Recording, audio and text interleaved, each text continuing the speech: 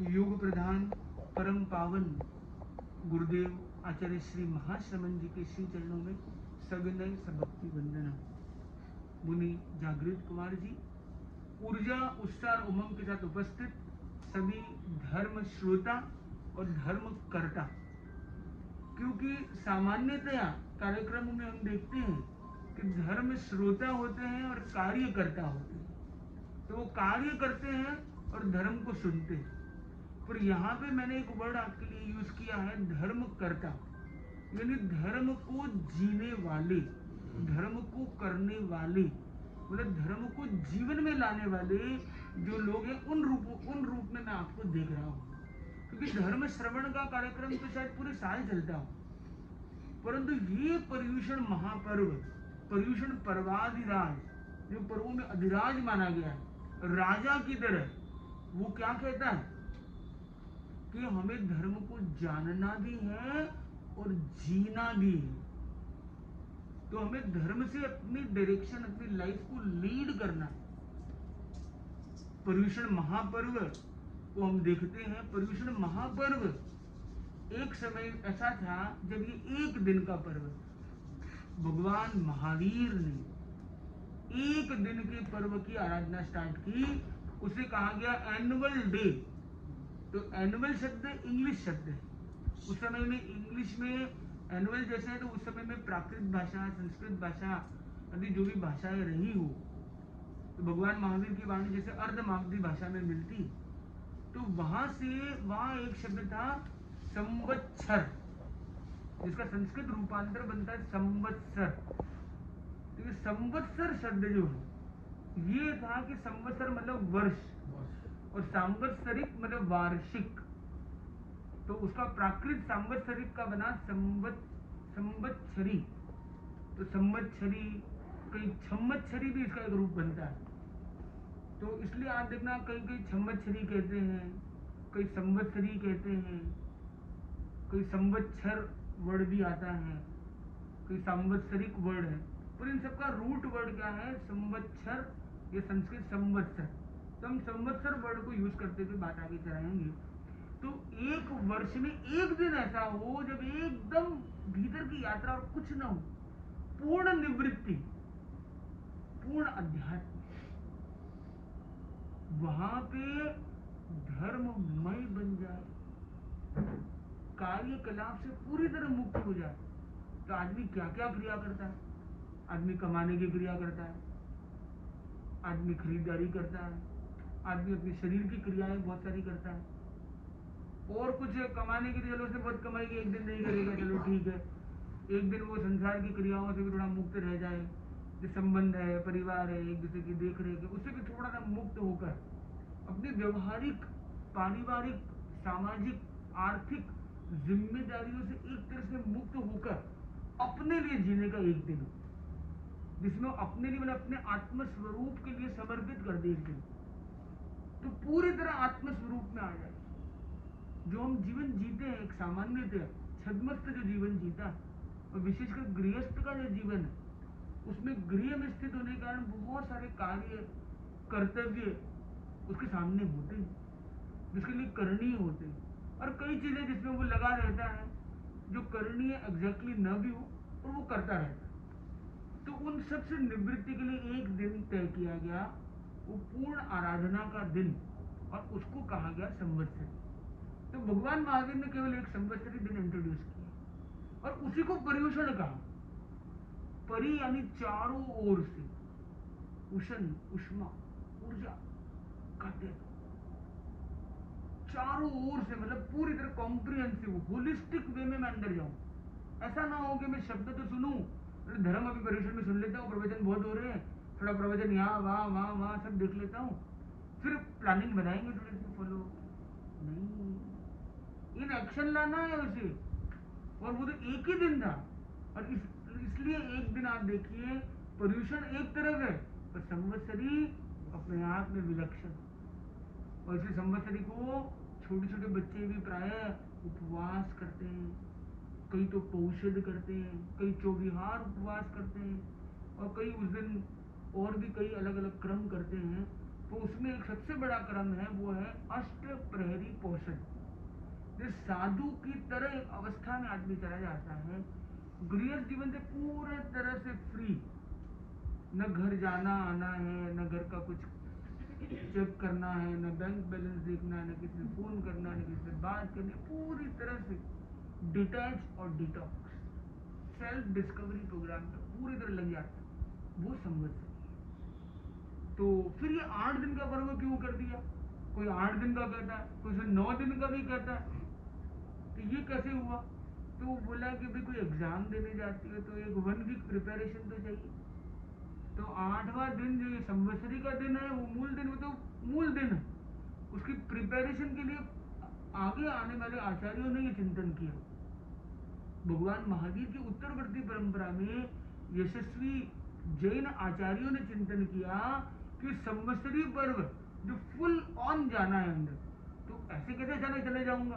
तो सबसे बड़ा संवत्सरी में क्या होता है? भूख हड़ताल, उपवास करना है। अरे खाली उपवास नहीं करना है, उपवास में अपनी आत्मा की तपास करनी है, भीतर की यात्रा करनी है। तो अगर उपवास का पहले प्रैक्टिस ही ना हो तो सीधा गूगली में कहीं बोल्ड हो जाएगा। तो कई लोग होते हैं संवत्सरी को उपवास तो करते हैं, पर वो बोल्ड होके सोए रहते हैं, किसी को उल्टी आती है, किसी को परेशानी होती है, कई तरह की स्थितियों से गुजरते हैं। तो वो जो आत्मदर्शन, आत्मरमण, आत्मचिंतन, आत्म अनुसंधान का पर्व है, उसको वो एक उपवास तक लिमिट कर देते, उसे आगे की स्टेप वो नहीं कर पाते। तो उनके लिए पर्यूषण का एक्सपीरियंस बहुत थोड़ा हो जाता है, छोटा हो जाता है, मिनिमल हो जाता है। इसलिए पहला दिन इंट्रोड्यूस किया खाद्य संयम दिवस, कि जो सबसे बेसिक बात है, संवत्सरी को मनाना है तो संवत्सरी की तरफ वो खाद्य संयम करना है। और इसी प्रकार से अलग अलग हम जो दिन देखेंगे, सामायिक दिवस हो, स्वाध्याय दिवस हो, जप दिवस हो, ध्यान दिवस हो, जो व्रत चेतना दिवस हो, अलग अलग क्रम को हम देखेंगे आगे के क्रम में। मैं उन सबकी चर्चा अभी यहाँ नहीं करना चाहता हूँ, पर ये बताना चाहता हूँ कि खाद्य संयम दिवस एक स्टेप, एक तैयारी, ये 1 वीक प्रिपेरेटरी एक्सरसाइज जो हम सबको करनी है। तो ये प्रिपेरेटरी एक्सरसाइज के लिए हमने 3 घंटे का समय, जो करीब करीब 1 प्रहर का समय रखा है। 1 प्रहर की आराधना यहाँ पे सुबह और शाम। तो सुबह का जो प्रोग्राम है वो 2 सामायिक 9 AM ऑनवर्ड्स, 2 सामायिक का एक क्रम, जिसके अंदर हम अध्यात्म की चर्चा करेंगे।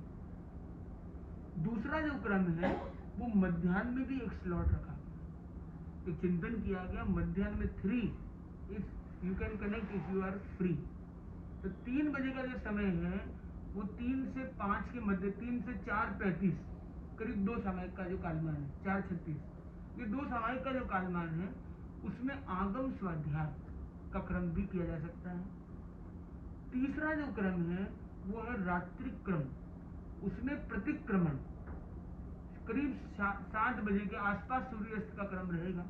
7 बज के अभी शायद 1-2 मिनट ऊपर हो और 1-2 मिनट आगे पीछे रहेगा, पर हम एवरेज के हिसाब से 7 बजे मान ले। तो वहां से लेकर 2 सामायिक का क्रम, यानी 8:35 के आसपास तक, उसके अंदर सर्वप्रथम प्रतिक्रमण, अर्थ बनना और फिर एक प्रवचन का भी एक क्रम। तो इन क्रमों के माध्यम से हम, ये 3 टाइम का ये क्रम है, करीब 6 सामायिक का क्रम है। और पूज्य प्रवर का कथन है कि पर्यूषण पर्व आराधना में कम से कम 3 सामायिक की आराधना की जाए। तो हमने आपके लिए डबल ऑफर रखा, क्योंकि समय की व्यस्तता, सुविधा असुविधा को देखते हुए आगे पीछे क्रम बनाकर भी आप 3 सामायिक, और यहाँ आना कोई अनिवार्य नहीं। सबसे अच्छी बात यह है कि पूज्य प्रवर की कृपा करुणा वर्षा इतनी है कि 7 दिन है तो दिल्ली में 7 चतुर्मास, पर्यूषण को हम 8 माने तो एनसीआर में 8 चतुर्मास। तो यहाँ के सिवाय 7 जो चतुर्मासिक क्षेत्र हैं वो ऐसे हैं जहाँ पर काफी लोग रहते हैं, तो वहां पर आप जुड़ सकेंगे। हाँ, ये प्रयास रहे कि जब भी आप एंटर करें तो वीआईपी एंट्री ऐसी होनी चाहिए, किसी को पता नहीं चलना चाहिए। तो ऐसा हमें प्रयास करना है कि एकदम साइलेंट, पिन ड्रॉप साइलेंस के साथ क्योंकि पिन ड्रॉप साइलेंस नहीं है, तो दूसरों के लिए वो वायलेंस की तरफ हो सकता है, क्योंकि वो डिस्टर्बेंस हो सकता है। हमें प्रयास करना है यथासंभव क्या, और हो सकता है कि आगे के क्रम में ये क्रम नीचे भी रह सकेगा, अभी उनकी व्यवस्था आदि की प्रबंधन के हिसाब से वो भी हो सकेगा। तो हम इस आराधना में जुड़ने का लक्ष्य रखेंगे। तो 6 सामयिक का ये यहाँ पे क्रम रखा गया है। उसके सिवाय भी आप यहाँ पर दिन रात रह के सेवा कर सकते हैं, और ज्ञान चर्चा का क्रम और भी आगे आगे समयों पर भी किया जा सकेगा। आपके मन में कोई जिज्ञासा हो, कोई प्रश्न हो पर्युषण पर्व को लेकर, तो आप प्रश्न कर सकते हैं, जिज्ञासा रख सकेंगे। जिज्ञासा के लिए एक समय आपके लिए आगे रखा गया है। महत्वपूर्ण है कि इसके कुछ नियम होते हैं कि इतने द्रव्य की सीमा में रखूंगा, सामान्यतः एक समय में 9 द्रव्य से अधिक न लूं, इस समय में सिनेमा या कोई भी ऐसी वस्तु में न जाऊं जो अभद्र हो, जो अयोग्य हो सामाजिक और सांस्कृतिक दृष्टि से। मद्यपान आदि आदि तो नॉनवेज है, इन सबका तो परिहार हम करते ही हैं आराधना में, पर इस समय में हम और भी जो चीजें होती हैं उनमें भी संयम का परिचय है। तो उन नियमों पर भी हम आगे क्रम से चर्चा कर सकेंगे। वो नियम आपको सूचना तंत्रों के माध्यम से संभवतः मिल गए होंगे और मिल सकेंगे। आज हम जो विषय लेने जा रहे हैं वो है पर्युषण पर्व को 7 दिन की ये तैयारी, 8वां ये संवत्सरी महापर्व, और जो कहीं के 9वां दिन जिसको मैत्री दिवस या खमत कामना का एक पर्व के रूप में मनाते हैं, ये 9 दिन। और हम अगर पर्युषण वर्ड को देखें तो पर्युषण वर्ड है पर युष हन, तो 3 अक्षरों को जोड़े, अगर इंग्लिश की इसकी स्पेलिंग जोड़े तो ये 9 अल्फाबेट हो जाते हैं। इन 9 अल्फाबेट को लेकर एक चिंतन किया गया जो मैं आपके सामने शेयर कर रहा हूँ। P फॉर प्रतिक्रमण। ये 9 दिवसीय या ये जो हमारा पर्युषण पर्व है, इसमें हम प्रतिदिन प्रतिक्रमण करने का प्रयास करें, और इन 7 दिनों में पर्युषण में प्रतिक्रमण के अर्थ का गहरा चिंतन करें, मंथन करें, उसको भीतर तक हम ले जा सकें, जिससे संवत्सरी का प्रतिक्रमण केवल शाब्दिक प्रतिक्रमण न हो जाए। ऐसा ना हो कि आपने साबुन लगाया और पानी ढोल दिया और बोला साफ हुआ नहीं हुआ। आप एक कपड़े में सर्फ डालते हैं, पानी डालते हैं और निचोड़ के सुखा देते हैं, तो क्या कपड़ा साफ हो जाएगा? बोले सब कुछ तो डाल दिया भाई, सर्फ आपने कहा था सर्फ डाल दिया, पानी डाला पानी डाल दिया, निचोड़ने का निचोड़ भी दिया, सुखा भी दिया, और क्या चाहिए? कोई मिसिंग एलिमेंट था क्या? क्या मिसिंग एलिमेंट हुआ? इफेक्टिव तभी बनेगा जब राइट डायरेक्शन में एफर्ट होगा। तो आपको पर्युषण में प्रतिक्रमण यानी कपड़े को धोने जैसी प्रक्रिया है, आत्मा को धोने की प्रक्रिया है। पूरे साल का हमारा जो गंगा स्नान है वो संवत्सरी है, वो सांवत्सरिक प्रतिक्रमण है, वो गंगा स्नान की तरह है। हमारे लिए हज वही है, वही हमारी तीर्थ यात्रा है। अपने आत्मा को पावन निर्मल करने के लिए प्रतिक्रमण एक पावन झरना है, झरना। इसको हमें इफेक्टिवली रूप से करना। तो हमारा इफेक्टिव प्रतिक्रमण कैसे हो, तो इस क्रम में हम उसकी भी चर्चा आगे कर सकेंगे। दूसरी बात है ए फॉर आत्मरमण। तो हम आत्मा में रमण करें, शरीर में रमण, समाज में रमण, परिवार में रमण, मतलब उसमें रमे रहते हैं, रचे पचे रहते हैं, ये तो नॉर्मल है। पर ये जो पर्युषण है इसमें मैं आत्मरमण करना है, आत्म वैभव में रहना, आत्मदर्शन, आत्मचिंतन, आत्मानुसंधान, उसमें हम लगे, तो आत्मरमण। तीसरा है आर फॉर रत्नत्रय। हम आत्मरमण करते हुए, प्रतिक्रमण और आत्मरमण करते हुए संसार की इस परिक्रमा को पार करके हम उस पार जाना चाहते हैं, मुक्त होना चाहते हैं। इसका जो मुक्ति का जो मार्ग है उसको कहा गया रत्नत्रय, यानी सम्यक दर्शन, सम्यक ज्ञान और सम्यक चारित्र। इन रश्मियों को हम भीतर लाने का प्रयत्न करें। ये पहले 3 हमारे हुए, ये पहले 3 हमारे बेस को सेट करते हैं। फिर बीच वाले 3 हैं जो वे और डीप ले जाते हैं। तो उसमें आता है वाई फॉर यथार्थ, हम जब सम्यक दर्शन ज्ञान चरित्र में लीन होते हैं, आत्म वैभव के अंदर आत्मरमण करने लग जाते हैं, प्रतिक्रमण करके अपना आत्म चिंतन को और गहरा बना देते हैं, तब हम यथार्थ में जीने का प्रयास कर सकते हैं। क्योंकि यथार्थ में रहना, जो जैसा है उसे वैसा ही जानना। अधिकांश समय हम स्टोरी सुनते हैं और स्टोरीज बनाते हैं। आप में से कितने लोग हैं जिन्होंने स्टोरी सुनी है? क्योंकि स्टोरी सुनना और घटना सुनने में अंतर है, क्या आप मानते हो? और इसलिए कभी कभी जो सच्ची घटना होती है उसको बोलते हैं सच्ची घटना या रियल स्टोरी, ऐसा यूज कर लेते हैं। तो स्टोरी का मतलब रियल होना जरूरी नहीं। तो सामान्यतः कहानी वह है जो एक तरह से बात को रखने का तरीका है, जिससे मनोवैज्ञानिक दृष्टि से बात अंदर गले उतर जाए। कुछ सूत्र है, कुछ तथ्य है, आदमी को याद है। तो स्टोरी आदमी को कनेक्ट करने के लिए होती है। स्टोरी मतलब रियलिटी होनी कोई जरूरी नहीं। पर आप में से कितने लोग जो स्टोरी बनाते हैं, स्टोरी बनाते हैं यानी आप दो तथ्यों को देखते हैं, ये आया और प्रवचन बीच में उठ के चला गया, दूसरे दिन आया बहुत लेट आया, और आया तो थोड़ा सा डिस्टर्ब। अब उसने स्टोरी का बना दी एक व्यक्ति ने, ये है ना प्रवचन को डिस्टर्ब करने के लिए आता है, ये जानबूझ के टाइम बिना बीच में जाता है, बीच में आता है, ये आता है, उसे ये नहीं पता है। पर अगर बैकग्राउंड की स्टोरी में जाए तो स्टोरी कुछ अलग थी। पहले दिन वो आया था पूरी टाइम बैठने के लिए, अचानक ऑपरेशन आ गया कि भाई पिताजी को अचानक ऐसा कोई अटैक आ गया और आप तुरंत आइए, वो बीच में उठ के जाता है और जैसे तैसे उसे जाना होता है। अगले दिन सुबह प्रातः ऑपरेशन कंप्लीट होता है, फिर ऑपरेशन कंप्लीट करके जो सारा सिस्टम्स करके वो डॉक्टर कहता है अब एकदम आउट ऑफ डेंजर है, आईसीयू में, अब आप अपनी आराधना कर सकते हैं। तो वो निकल के आता है और इसलिए वो थोड़ा आने में उसको विलंब हो जाता है। उसकी शारीरिक स्थिति ऐसी है कि वो बिना कुर्सी के नहीं बैठ सकता है, और कुर्सी उसको खाली नहीं मिलती, उसको थोड़ा सा उसको सेटिंग करना पड़ता है, तो थोड़ा बहुत स्लाइट डिस्टर्बेंस भी किसी कारण हो जाता है। पर इस पूरी स्टोरी में जो आदमी ये स्टोरी बना रहा है, जो जजमेंट ले रहा है, क्या वो जानता है ये सारी बातें?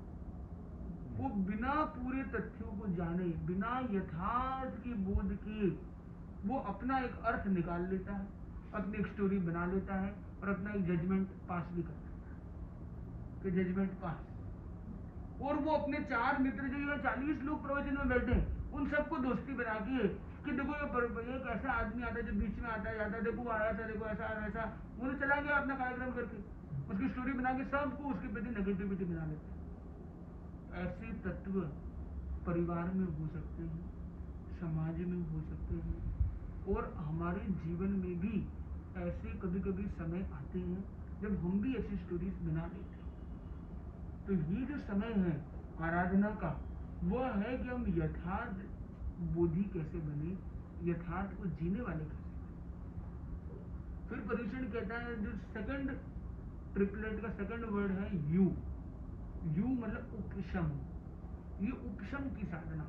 जब आप यथार्थ को जान लेते हो तो आपको संभवतः गुस्सा करने का कारण नहीं मिलते।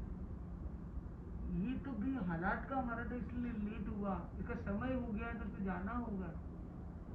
जब ये भाव समझ में आ जाएगा तो उसे ऐसा नहीं लगेगा कि डिस्टर्ब हो रहा हूँ, बल्कि लगेगा कि देखो ये कितना विनम्र है, इसको जितना समय मिला, 2 नहीं तो 1 सामायिक ही सही, अधिक नहीं तो थोड़ा ही सही, उसने आराधना में ये जुड़ा है। ऐसा भाव आएगा तो उसे डिस्टर्बेंस नहीं, बल्कि उसके प्रति एक रेवरेंस, सम्मानजनक भाव आ जाएंगे। उसके अंदर उपशम सहज होगा, उसका मन एकदम प्रशांत, उसके परम आनंद का अनुभव रहेगा।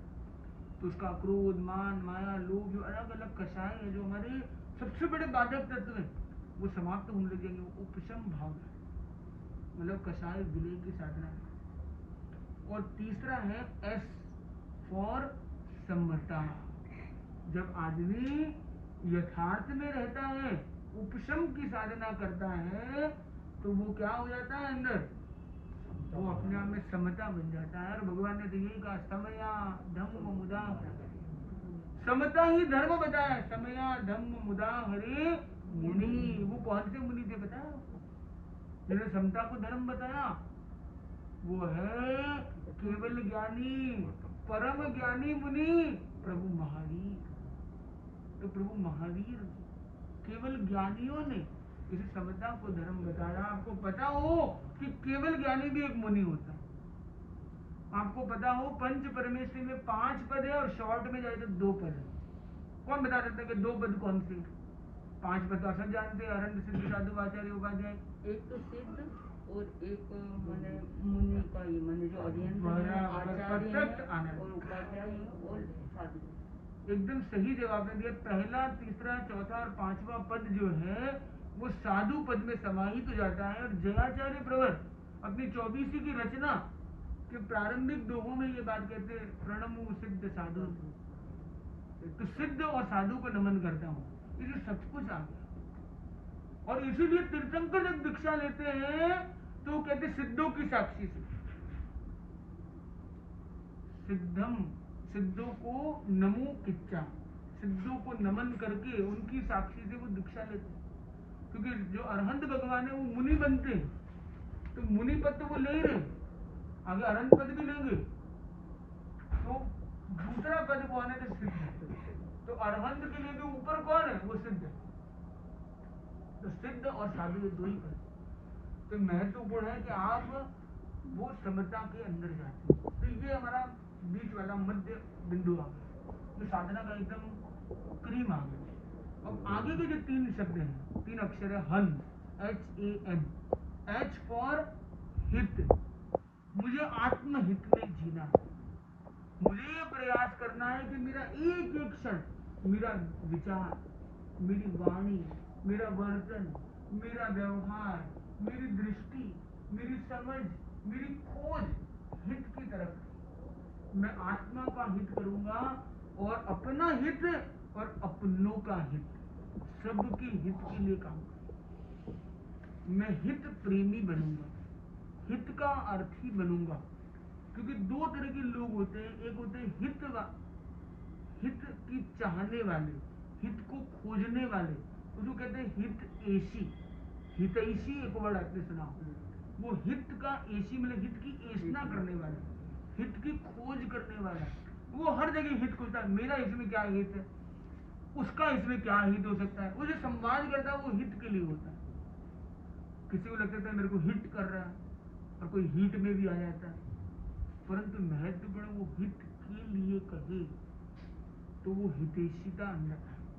और दूसरे लोग होते हैं जो प्रियता को देखते हैं कि उसको क्या अच्छा लगता है वो बोलता हूँ। वो फ्रेंड नहीं, कई बार फ्लैटरर्स होते हैं। वो सत्य की जगह मक्खन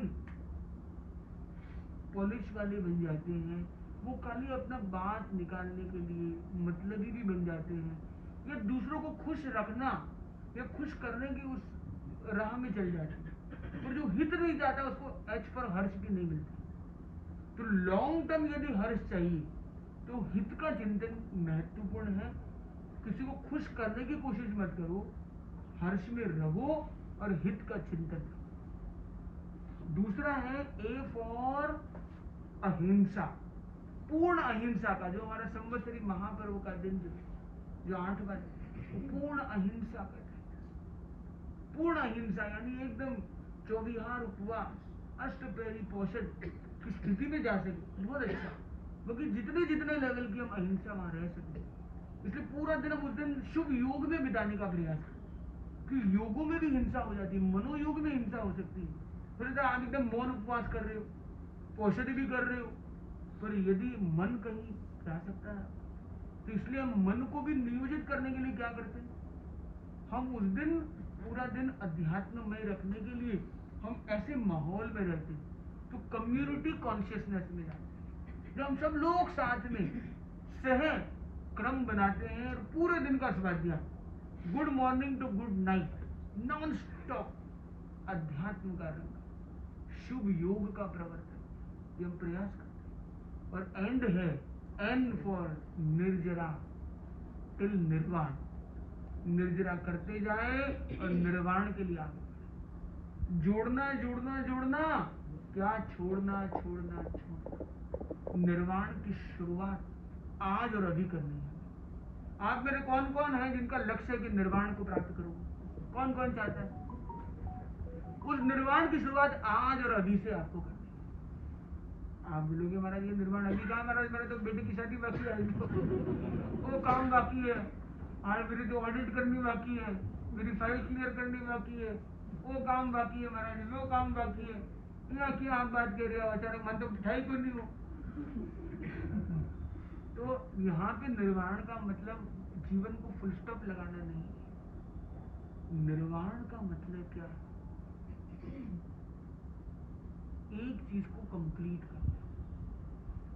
जब हम सारे कर्मों की फाइल को कंप्लीट कर देते, सारा ऑडिट क्लियर, सारे फाइल क्लियर, टेबल क्लीन, आत्मा को कर्मों से पूरी तरह क्लीन कर देते हैं, उसको परम निर्वाण हम कहते हैं। जो निर्वाण मूल हमारा लक्ष्य है, पर हम कम से कम एक फाइल तो आज क्लियर करते हैं।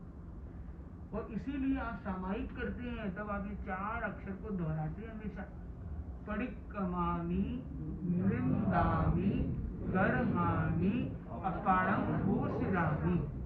ये अक्षर तो ऐसे 5 है, पर चीजें ये 4 है। 4 में पहली कौन सी है, तो सुनील जी आवाज आ रही है मेरी? तो पहला क्या है, पडिक्कमामि, साथ में दोहराएंगे। पहला क्या है, पडिक्कमामि, मैं प्रतिक्रमण करता हूँ, मतलब मैं अतीत का। प्रतिक्रमण तो 48 मिनट का भी, मैं तो समय की पूरी हो जाएगी इतने में तो। और समय की स्टार्टिंग में आप बोल रहे हो तो असत्य तो नहीं बोल रहे हो, आप संकल्प कर रहे हो, एकदम आगमिक पार्ट है, ये तो मूल पार्ट है हमारा। तो हम बोलते हैं मैं प्रतिक्रमण करता हूँ, मतलब मैं फ्लैशबैक में देख रहा हूँ कोई चीज है भाई, उसको मैं अपने आप को फ्री कर रहा हूँ, डिटैच कर रहा हूँ उनसे। हो सकता है आते आते पार्किंग में किसी से कोई पंगा हो गया, रास्ते में पोल्यूशन के कारण आपको वेट करना पड़ गया हो, किसी ने आपको कुछ कह दिया हो, कोई परेशानी हो गई हो, घर में निकलते टाइम कोई झगड़ा हो गया, आपने तो लेट कर दिया, जैसा हो गया वैसा हो गया, रिक्शा ड्राइवर ने हिसाब किताब में कुछ कर दिया हो, पता नहीं दिमाग में क्या चल रहा, पता नहीं कोई तरह की चीज मन में वो व्यथा चल रही है, और आप सामयिक ले ली और सामयिक में लग गए, तो वो फाइल चालू है। तो क्या होगा, आपने उसको क्लीन नहीं किया। तब क्या करना, पडिक्कमामि, मैं अतीत का पर्यालोचन करता हूँ, देखता हूँ क्या चीज है, और फिर निंदानी, मैंने उसमें जो गलत कुछ किया हो, यदि गलत कुछ किया न हो तो अच्छी बात है तो उसकी मैं निंदा करता हूँ, गर्हा करता हूँ, मैं उसको स्वीकार करता हूँ, ओपनली स्वीकार करता हूँ, क्योंकि करे भी बनते भगवान को कह रहा है, भगवान मैं एक्सेप्ट करता हूँ, कन्फेस करता हूँ कि मेरी गलती हुई, I know my guilt, I accept my guilt. और भगवान से बड़ा साक्षी कौन है?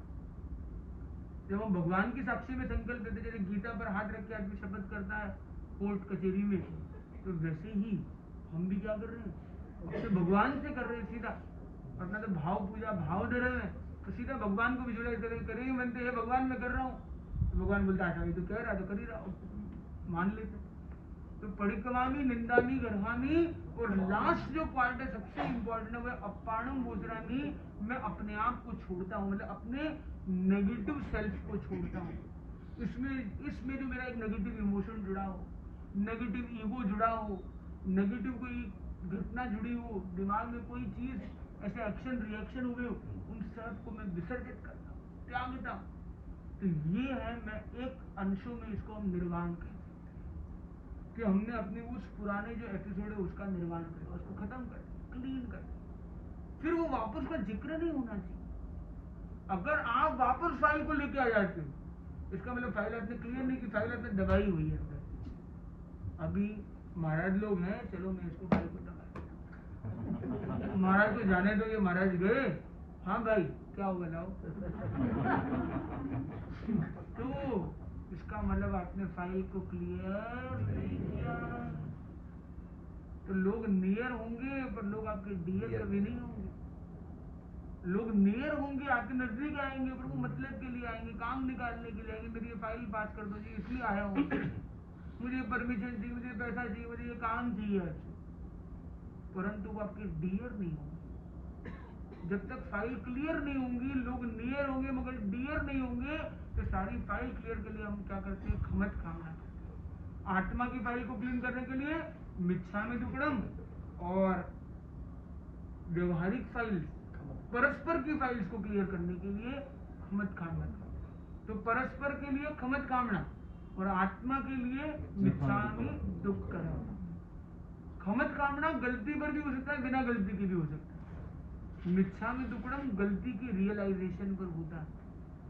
मिथ्या में दुष्कृतम, जो मेरे द्वारा दुष्कृत हुआ है, गलत काम हुआ है ये मेरे से, उसको वो मिथ्या हो जाएगा, उसको मैं इरेज कर रहा हूं। तो आपको आइडेंटिफाई करना होगा मैंने क्या लिखा है। पेंसिल से लिखा है वो रबर चलेगा, इंक से लिखा है इंक इरेजर लाना पड़ेगा, और कोई ऐसे पेन से लिखा है मार्कर से व्हाइटनर लाना पड़ेगा। जो जिस तरीके से होगा तो वैसे लेवल पर शुद्धिकरण करना होगा।